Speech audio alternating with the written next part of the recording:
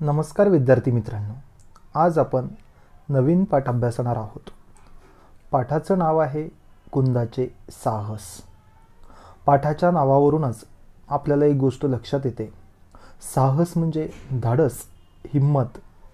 आणि ही कथा आहे कुंदा नावाच्या एका धाडसी आणि हिम्मतवान मुलीची. कुंदा पोहण्यात खूप पटाईत होती, म्हणजे एक्सपर्ट होती. एका रविवारी सोना नदीच्या काठावर कुंदा व तिच्या मैत्रिणी खेळत होत्या. इतक्यात लहानगी रझिया पाण्यात पडली. कुंदाने तिचा जीव वाचवला. कुंदाच्या या धाडसाचे सर्वांनी कौतुक केले. तुम्हाला सुद्धा असं धाडसी व्हायला नक्की आवडेल. तर अतिशय उत्तम, अतिशय दर्जेदार असलेली ही कथा बघूया आपण. बघा, पावसाळ्याचे दिवस होते. आता पावसाळा, उन्हाळा आणि हिवाळा असे आपले 3 ऋतू आहेत. तर पावसाळ्याचे दिवस म्हटल्यानंतर पाऊस येतो. पाऊस आल्यानंतर नदी नाल्यांना पूरही येतो. त्याच्यामुळे लहान मुलांनी खूप काळजी घ्यायला पाहिजे आणि पालकांनी सुद्धा आपल्या मुलांकडे लक्ष द्यायला पाहिजे. असो, तर पावसाळ्याचे दिवस होते. झाडे, शेते सर्वच हिरवीगार झाली होती. आणि साहजिकच आहे, पावसाळ्यामध्ये झाडं असेल, शेतं असेल, सगळीकडे आपलं हिरवगार वातावरण असतं. असं वाटत असतं जसं काही पृथ्वीने हिरवा शालूच नेसलेला आहे. आणि म्हणून जिकडे तिकडे हिरवगार वातावरण असतं. सर्व प्रसन्न वातावरण होते. आणि जिकडे तिकडे प्रसन्न म्हणजेच टवटवीत, डिलाईटफुल असे वातावरण होते. गावातल्या सोना नदीला भरपूर पाणी आले होते. आणि गावातल्या म्हणजे काय, तर गावाच्या जवळून जाणाऱ्या, मीन्स क्लोज, गावाच्या अगदी जवळ असलेली जी नदी आहे, बहुत नज़दीक जो नदी है, रिवर है, तो उसको बहुत ज़्यादा पाणी था, म्हणजे भरपूर पाणी होते. पावसामुळे नद्यांचा प्रवाह वाढत होता. आणि आपल्याला माहिती आहे, पाऊस आला की नद्यांचा जो प्रवाह असेल, प्रवाह म्हणजे काय, मग स्ट्रीम, काय, ओघ. तर हा जो ओघ आहे, हा जो प्रवाह आहे, तर तो वाढत होता. सुट्टीचा दिवस होता. सुट्टी म्हणजे हॉलिडे. आणि सुट्टीचा दिवस होत असल्यामुळे कुंदा आणि तिच्या मैत्रिणी नदीच्या काठावर खेळायला गेल्या. नदीच्या काठावर म्हणजे नदीच्या किनारी ते खेळण्यासाठी गेल्या. कुंदा वयाच्या 8व्या वर्षीच पोहायला शिकली होती. बघा हा विद्यार्थी मित्रांनो, अगदी वयाच्या 8व्या वर्षी ती पोहायला शिकली होती. तुम्ही सुद्धा पोहायला शिकलं पाहिजे. प्रत्येकाला आयुष्यामध्ये पोहता आलं पाहिजे. कारण तुम्हाला पोहता आलं तर तुम्ही स्वतःचा जीव वाचवू शकता आणि दुसऱ्याचाही जीव वाचवू शकता. पोहणे म्हणजे स्विमिंग. पाहता पाहता ती पट्टीची जलतरण पट्टू बनली होती. पट्टीची म्हणजे कुशल, जलतरणपटू म्हणजे स्विमर. आता पट्टीची कुशल मीन्स एक्सपर्ट या अर्थाने. तर ते अतिशय एक्सपर्ट स्विमर ज्याला आपण म्हणतो, ती बनली होती. नदीकाठच्या कडुनिंबाच्या मोठ्या झाडाखाली सगळ्या मैत्रिणी हसत बागडत खेळत होत्या. आणि नदीचा जो काठ आहे म्हणजे किनारा, तीर, बँक ऑफ अ रिव्हर, कडुनिंबाच्या झाडाखाली. आणि लिंबाचं जे झाड असतं, ज्याला लिंबोळ्या वगैरे येतात, बघा हे झाड दिसतं इथे. कडुलिंबाचं जे झाड आहे त्याला लिंबोळ्या वगैरे येतात. असं लिंबाचं झाड, त्याची पानं आणि पानं अतिशय कडू असतात. तर त्या कडुलिंबाच्या झाडाखाली सगळ्या मैत्रिणी हसत बागडत खेळत होत्या. दूरवर शेतात शेतकरी व काही बायका कामात मग्न होत्या. मग्न असणे म्हणजे गुंग असणे, तल्लीन असणे. पावसाळ्यामध्ये शेतकरी लोक सगळेच आपल्या आपल्या कामामध्ये मग्न असतात, बिझी असतात. भरपूर शेतीची कामं असतात. आणि त्याच्यामुळे शेतकरी बायका, शेतामध्ये काम करणाऱ्या ज्या स्त्रिया होत्या, तर त्या त्यांच्या त्यांच्या कामामध्ये मग्न होत्या. खेळता खेळता लहानगी रझिया, नीला नदीकडे केव्हा गेल्या ते कळलेच नाही.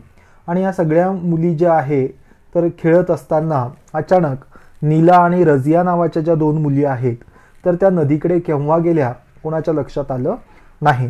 कारण प्रत्येकजण आपापल्या कामामध्ये बिझी होतं.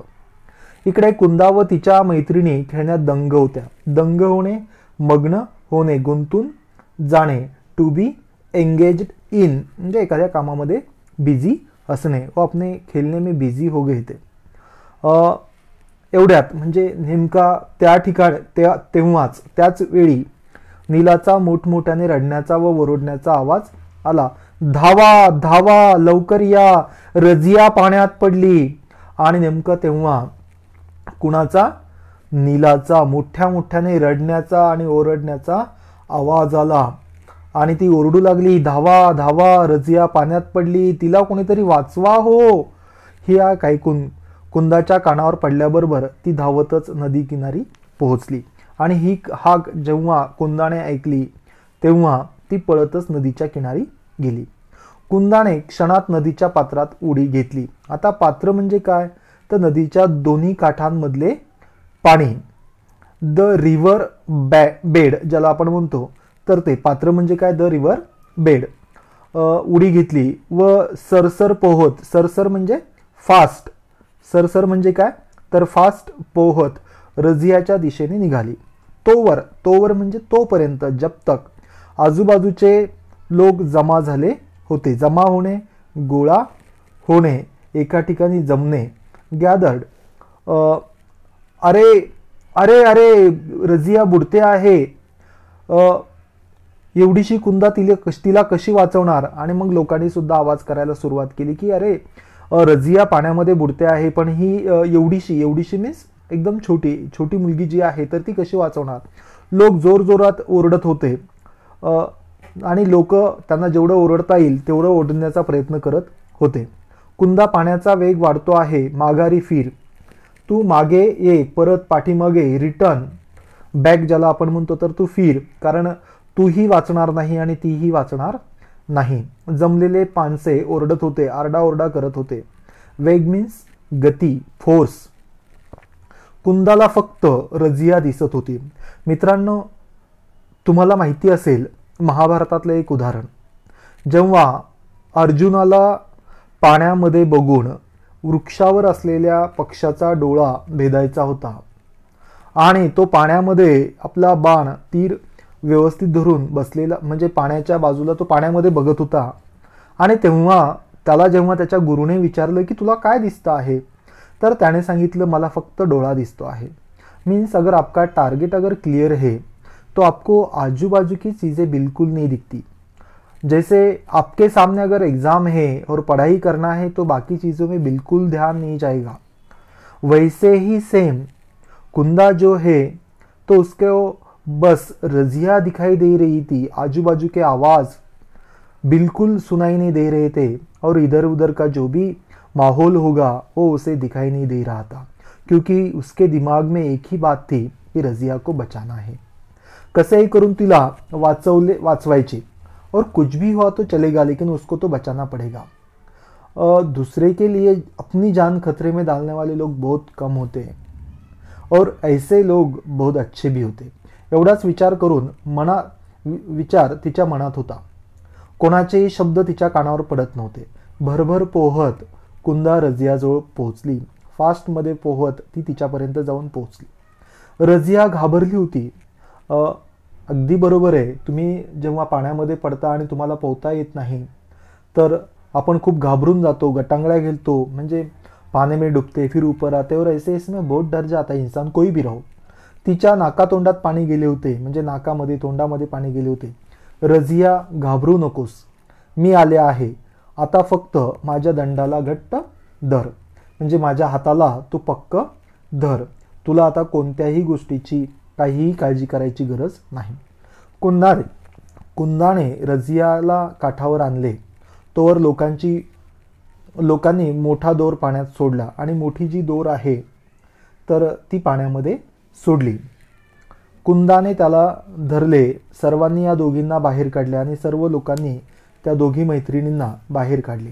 ही बातमी जी आहे गावभर पसरली. बातमी मीन्स न्यूज़, वार्ता. गावभर मीन्स पूरे गांव में, मतलब गांव में जितने भी लोग थे उन सबको ये न्यूज़ पता चल गई. ओके. ही बातमी रजियाच्या घरीही पोहोचली आणि जेव्हा रजीच्या घरी ही बातमी पोचली, अगर आपका बच्चा पानी में गिर गया है तो उनके पेरेंट्स के ऊपर क्या बीतती है, हे हम सोच भी नहीं सकते. तर ही बातमी रजियाच्या घरी पोचली. तिची आई धावत आली और वो बहुत डर के दौड़ते आई. लेकिन जब उन्होंने दोनों को अच्छा देखा, सुखरूप, सेफ अँड साऊंड, तिने दोघींना घट्ट कवटाळले.